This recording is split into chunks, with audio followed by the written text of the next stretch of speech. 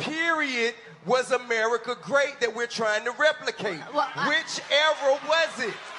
Tell me. I think I'll answer your question. Tell me. I'm ready to answer your question. Which era was it? What? Which era was so great? Here's the thing that you guys are forgetting. America was actually one of the slavery was all over the world. All over the world. America was. No, I'm not saying it's okay. So why are you saying oh? Hey man. America was one of the first countries. I want to like you so bad. I'm trying to answer your question. Smart. I want to like you so much. I can't answer the question. I want to hear you. I want to be able to hear them. I want to be able to hear them. If I can't answer the question and you're just going to boo when I say slavery was all over the world, which is a fact, why are you booing a fact? Because you're making light of. No, I'm not. You're making light I of haven't the gotten into my points. I'm not of making people that look like us. You can't make light of that. That ain't nothing you breeze over. I haven't even finished the sentence. How am I making light of anything? You started with some bullshit. Okay. Yo, Loke, are you crazy? What the hell did you do? Hey, fool, wasn't me. I ain't hurt nobody. Catch. The man.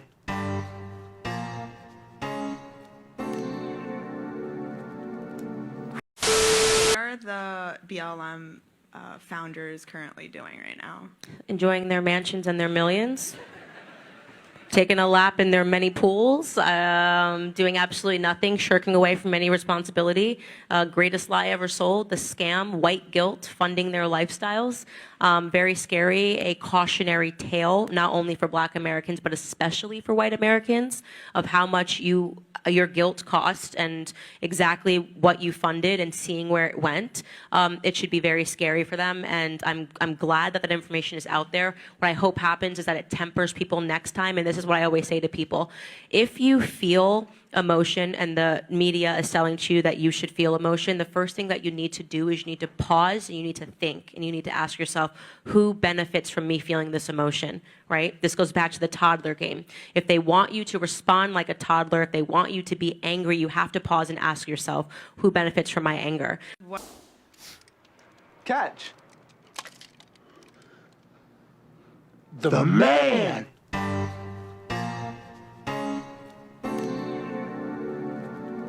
I think it's a self-perpetuating problem, meaning that there are crappy men in the world, right? But men are crappy because we've created a system where manhood has become obsolete.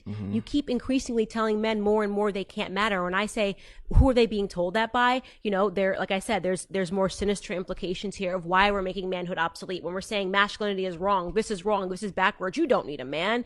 You can just have a baby without a man. You're starting to see that sort of programming happening with young women. Why is society communicating to men to be more feminine at the same time that you're telling women to be more masculine? Right? That's like, just take a step back and think. You don't have to like Candace Owens to take a step back and to go, that is kind of weird, right? It is a bit weird that you're telling men, oh, all displays of masculinity are wrong and you need to be more feminine, and telling men they can bend gender and do all of these things, while at the same time you're saying to a woman, you need to man up, you need to provide, you need to do this, you need to do that. That tells you that there's something satanic going on. There is this emphasis on telling women to act like men. You want to be like a man. You can do that all by yourself. You don't need a man. Let's work 9 to 5. What? I want to stay home and cook, barefoot, pregnant in the kitchen. So feminism tells women to be like men. And then at the exact same time, there's a message to men to act like women. Toxic masculinity, a phrase that was created by a toxic feminist, I will guarantee you. Telling men that any and all acts of masculinity, any display of masculinity is wrong. No. We are suffering from a crisis of a lack of true masculinity in this society right now. Next up. As a non-binary person, what do you have to tell me about my identity? Because I know for a fact I'm not confused. Okay, next question. Great statement. That's a statement. Okay, you know your identity, you're not confused. Congratulations, sweetheart. Thank you very much for your statement. You be alright, nigga. You tough, right?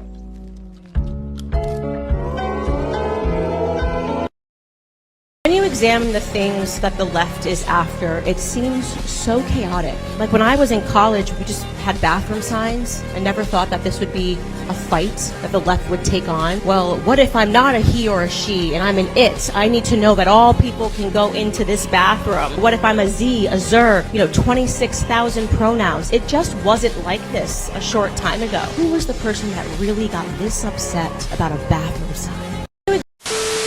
If you say something over and over again to someone, they will accept it as a truth. And that was another declassified CIA experiment. And they put a bunch of people in the room. 19 of them are agents, and one of them is actually the person they're testing. And they show you a picture of what is clearly a banana. And they go around the room. The last person they get to is the one that's being experimented on. Everyone else is an agent. And they say, what is this? And the first person says, apple. Well, it's clearly a banana. By the time they get to that 19th person who is not an agent, that person just says it's an apple. They don't even believe their own eyes anymore. We're right now debating whether or not children can pick their gender. How did we get here? This is something that you couldn't even fathom. But we're here today, and actual adults are believing this information because it's been said enough times to whatever segment of the population that they're accepting it as true. So they do it because it's been give you anything, please come on this show. We are begging. I will pay the $18,000 fine if you sit down with me and give me a one-on-one on where you were for the 48 hours. I mean that. Take it to the bank, Carlee Russell. Talk to me on this show about where the heck you were for 48 hours. America deserves to know. We would break the internet, Carlee Russell. Let's break the internet, Carlee Russell. Yeah, I wanted to make this Candace Owens compilation real quick. She going in all the time, so I like taking some of her clips and putting them together for y'all. They pretty dope. She always talking her shit. She always on point with her shit. She tried never to be lazy, so she always working, always on it. So she over here trying to go back and forth about the Black Lives Matter movement and, how dismantled and bullshit that was, and pretty much how they just stole all the money and, kept it moving on everybody. But yeah, she's still trying to get the money for that, sue their ass or do something about that. So I'm liking people that's always trying to do something political, for Black people and keeping our name out there, and always looking for the scheming scammers, because there's plenty of those. So we always getting soaked for the little bit of bread we got and shit like that. So I like Candace Owens always speaking up and speaking out for us. We need a congresswoman in there that's going to be able to speak her mind and speak the truth sometimes, because it's going to be a one-sided room. If not, everybody going to be singing to the same tune, same jingle. If we don't have somebody in there disrupting the flow of the movement, as far as the Kanye West and her doing that shit, I think it was more of a publicity stunt, But, we all do know that all lives matter, though. That shit is it's a farce to think that only one life matter. Like everybody life matter. Like, it doesn't even matter, But it was more of big issues that we needed to place on Black lives, how we were losing our lives out here due to police brutality and stuff like that.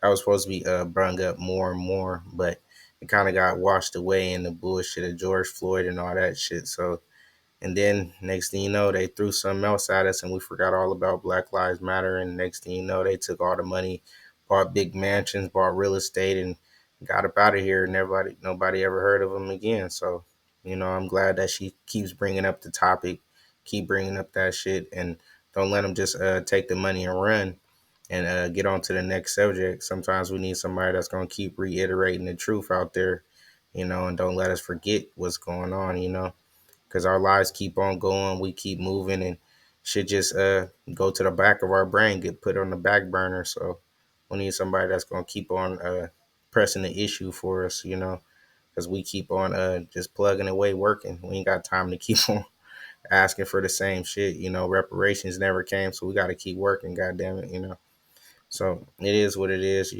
I just like putting compilations like this together more and more, because we need more Black people that's going to just be speaking up, speaking out about the truth, and be in the politics realm to maybe even have some real influence, not just, speaking a shit, actually try to put some politics behind it, But anyway, silence is acceptance, so we ain't having it. Like, comment, subscribe.